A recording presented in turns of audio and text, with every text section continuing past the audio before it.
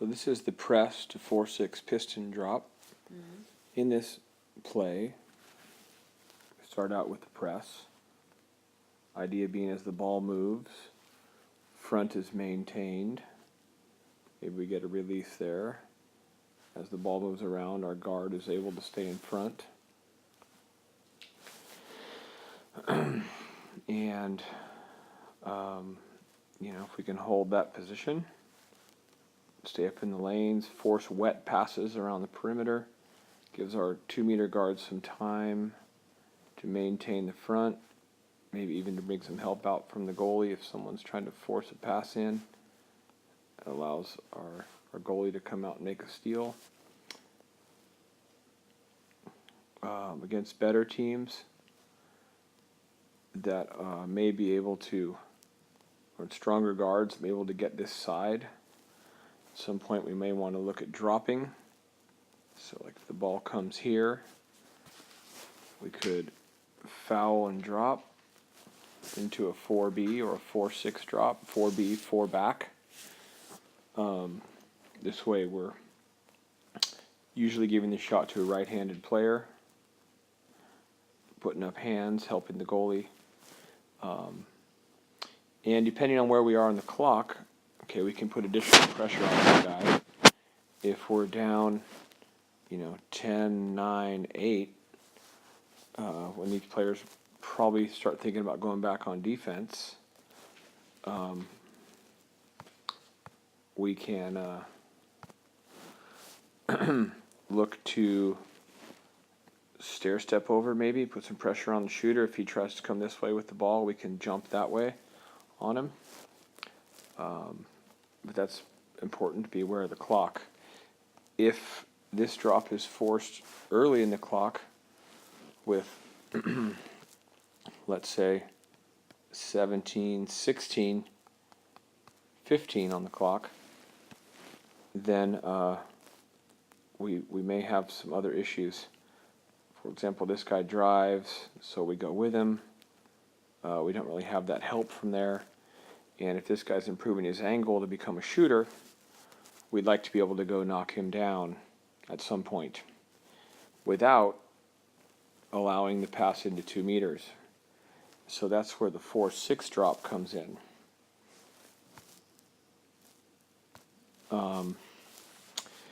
And so as he tries to move out and put pressure on, our 6-man comes back.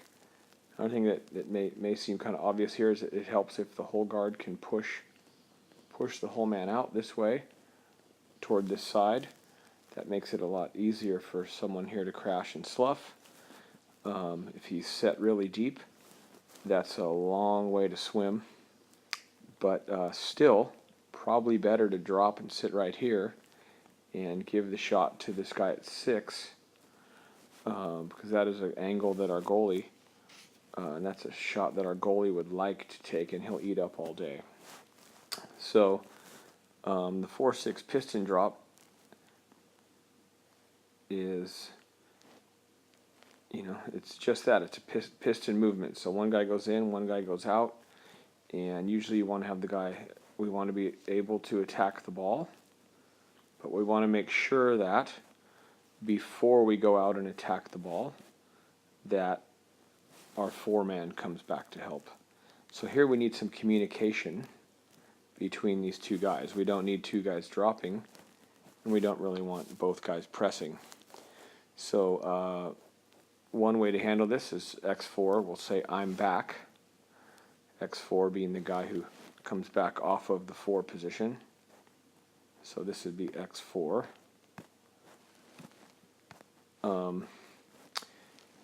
And so as he comes back and drops, he says, "I'm back, you go."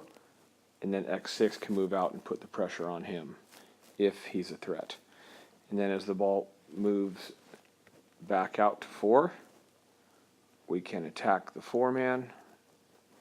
Well, the 6-man actually can come back and say, "I'm back, you go."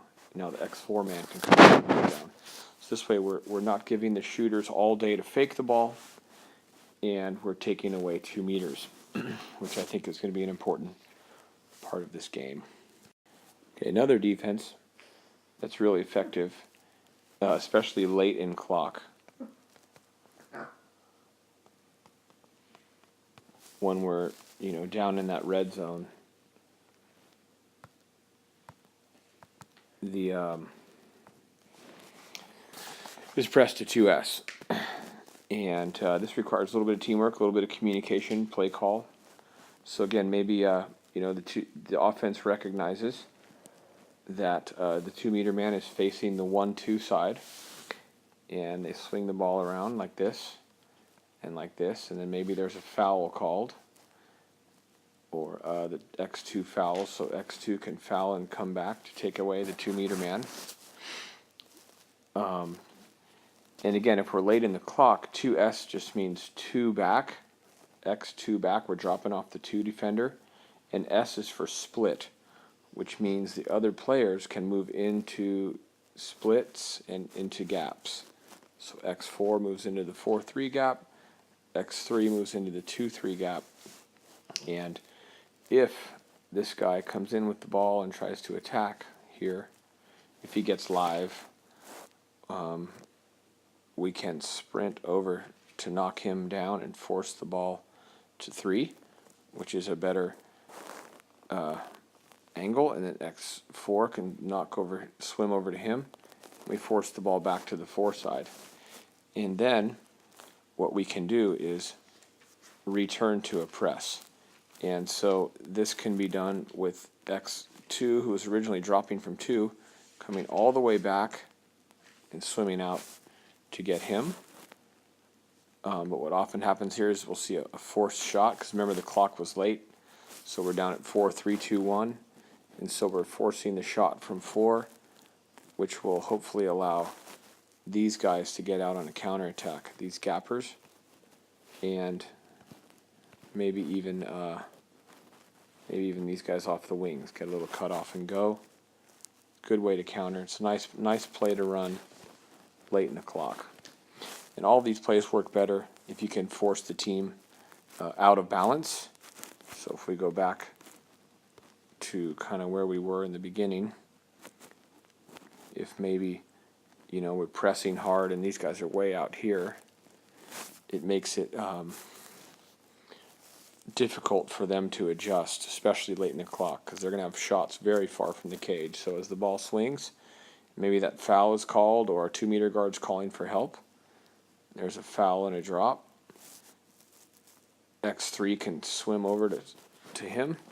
He can come into this gap, and if he goes in with the ball, we can knock him down again, forcing the ball all the way outside over there, which gives us ample time to adjust.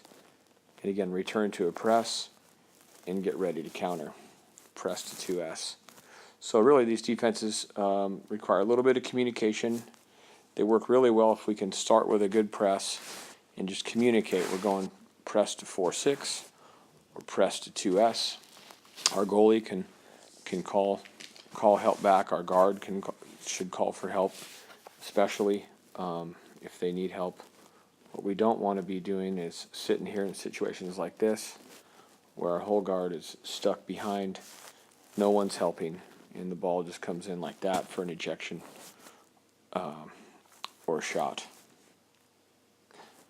So we want to probably take the kick out there rather than allowing the goal, but even better, call for some help.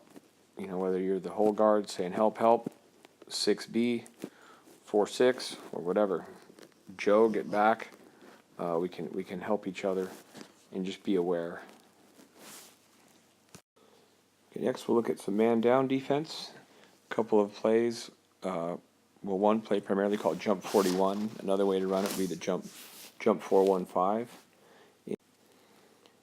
Okay, so on this play, when the ball is passed to 4, or really if we anticipate it again when we call it, what we're really thinking about here, if we're trying to imagine, is 2 halves of the pool. And whenever the ball crosses this line, we're moving to the strong side. Strong side meaning for the right-handed players, better angle. Whenever the ball crosses that line, or if we can anticipate the ball crossing that line, the whole defense is going to shift. So it all begins with X5 coming back on the 3 post, X2 sliding over. When 2 slides over to the 2 post, the middle defender, that releases 4 and 1 to jump out. So when this pass begins to go, again, he falls back, and like dominoes, they come over, and then this pass is landing, and he's moving out, and he can go out and knock down or put pressure on him.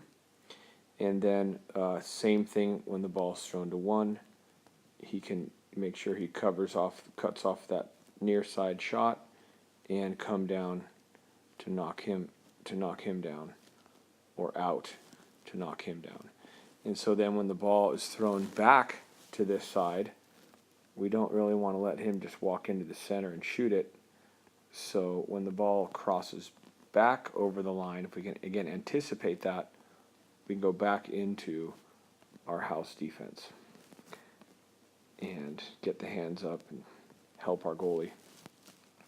Another version of this is jump 4-1-5, and it's a little more aggressive, requires a little more movement, but it's the same concept.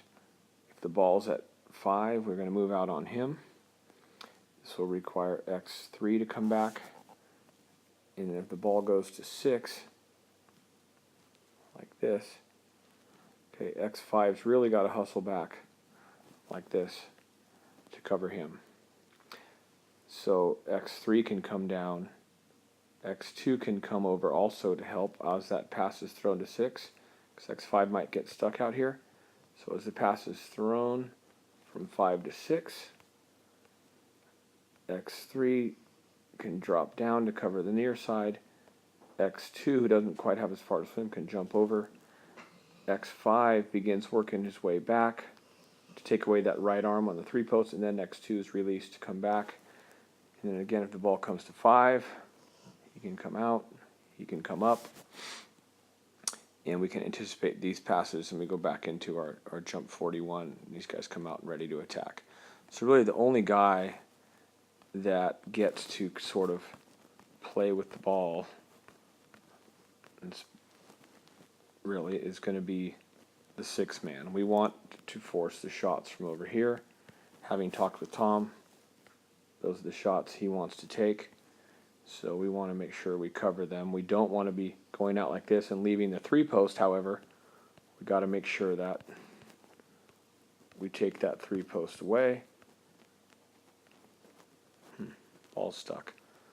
So we got to come back and cover that before we jump out. So we just want to make sure we cover the posts first, shift out and take those shots.